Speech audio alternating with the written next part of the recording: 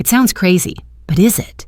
If one thing changed, just one, some U.S. states might ditch the stars and stripes and raise the maple leaf. Maybe not tomorrow, maybe not officially, but culturally, economically, emotionally, they're already halfway there.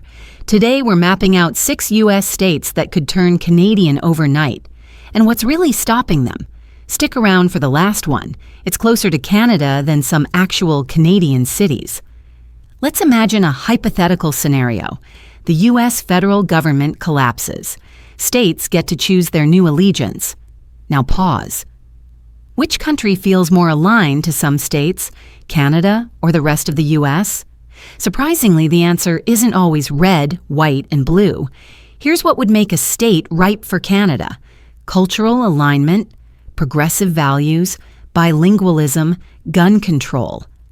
Healthcare envy. Wait, you don't go bankrupt for breaking an ankle? Trade and geography. Already deeply linked in economy and cross-border life.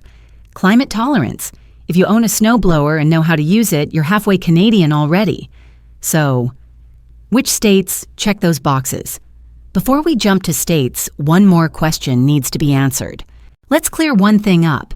Could a U.S. state even legally join Canada? Technically, no. The U.S. Constitution doesn't include a leave quietly clause. The last time someone tried that, it sparked the Civil War. But here's the thing. This is not about secession. It's about realignment. In a hypothetical world where the federal government collapsed or the Union fractured politically, and in that kind of scenario, all bets are off. States would ask not what flag they serve, but what future they want.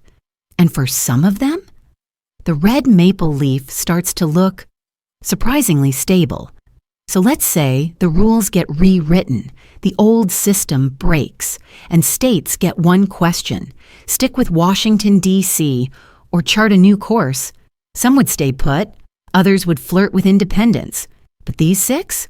They just might look north and realize they already feel at home. Let's take a closer look.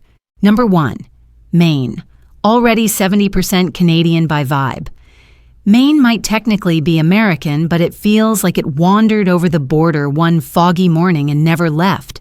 The northern towns, French last names, French road signs, French bread even.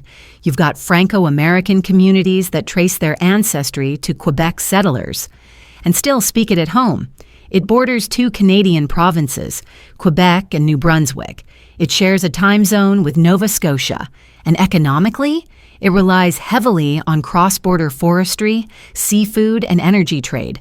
Also, healthcare. A 2023 survey found that 16% of Mainers with chronic conditions had considered crossing into Canada to access cheaper prescriptions. The truth? If Maine woke up as Canada tomorrow, most locals would shrug and say, "Do we still get lobster?" Number 2, Minnesota, the polite republic of the North. Minnesota doesn't need to flip. It just needs to update its mailing address. You want cultural overlap? Let's count. Hockey? Huge. Curling? Obsessed. Snow? Laughs in minus 30 degrees Fahrenheit. Passive-aggressive kindness? Oh gosh, no worries at all. Minnesota even shares the entire border of Lake Superior with Ontario, and it already does over $18 billion annually in trade with Canada.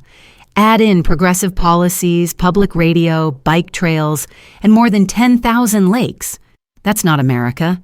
That's British Columbia, in denial.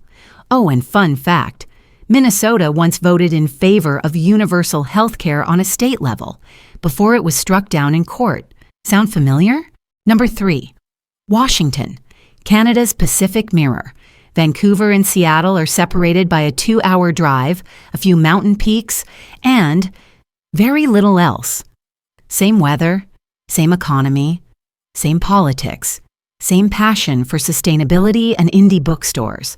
Washington's exports to Canada top $8 billion annually, especially in aerospace and clean tech, and thousands of Canadians cross into Bellingham for shopping, flights, and Costco runs. But here's the real kicker.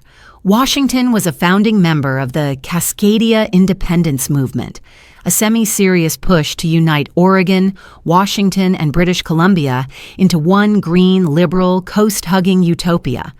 If Canada invited them to join tomorrow, Washingtonians would say, only if we can keep our espresso. Number 4, Vermont, the soft-spoken rebel. Vermont is small, yes, but it plays by its own rules. No billboards, no fast food on highways, no desire to follow federal trends.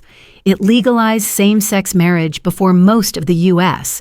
It has a 90% renewable energy goal by 2030. It even once flirted with secession. And let's not forget, Vermont's population density and values align closer to Quebec's eastern townships than to, say, Alabama. Economically, its top trading partner is, you guessed it, Canada. If Vermont could swap Congress for Parliament and still keep its maple syrup, it'd be packing its bags by morning. Number 5, Alaska, the lonely logical choice. Alaska might seem like the odd one out, but think geographically. It's not even attached to the lower 48. It borders British Columbia and Yukon, not Washington state. And what do Alaskans depend on? Canadian pipelines, Canadian road access, Canadian mining and air transit routes, also trade. Canada is Alaska's number 2 export partner after China. Culturally, Alaska and Canada both thrive on rugged independence, cold weather living, and yes, moose. In the event of federal collapse, Alaska wouldn't join Texas. It would quietly shake Canada's hand and say, mind if we pitch a few cabins here? Number 6, Michigan, already. Halfway there. Detroit and Windsor are more connected than many American cities are with each other. They share infrastructure. They share electricity grids. They share hockey teams. Well, almost. The Detroit-Windsor Tunnel is one of the busiest border crossings in North America. Every year, over 9 million vehicles cross it, many of them commuters. Michigan does $23 billion a year in trade with Ontario alone, especially in auto manufacturing. And fun fact, many Michiganders already hold Nexus cards. The fast-track traveler passed between Canada and the U.S. If a quiet vote happened in Michigan tonight about flipping allegiances, the UP, Upper Peninsula, would probably vote A and join immediately. What would happen if they did? Okay, let's say it does happen. One of these states, say Vermont, wakes up Canadian. What changes? Currency? Yep. U.S. dollars out. Canadian loonies in.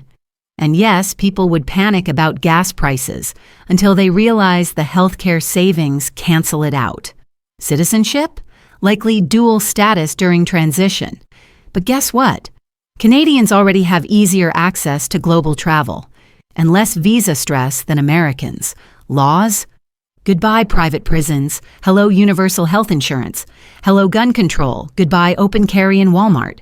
Military? Canada doesn't really do war the same way. They don't even have tanks that match American specs. But maybe that's part of the appeal. For many, it's not about defecting. It's about defecting to sanity. And the bigger question, would Canada want them? Quietly? Probably.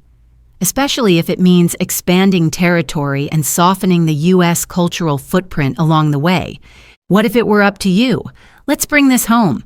If your state had the chance to become Canadian, would you take it? Would you trade fast food for prescription coverage? Would you swap Super Bowl Sundays for bilingual ballots and moose sightings? And be honest, if Minnesota joined Canada tomorrow, would it even make headlines? Or would the rest of America just say, wait, weren't they already? Drop your answers in the comments. Let's see who's ready to join the Northern Squad and who's staying firmly Team USA. And hey, if you made it this far, hit that subscribe button. We've got more border-bending stories coming next week.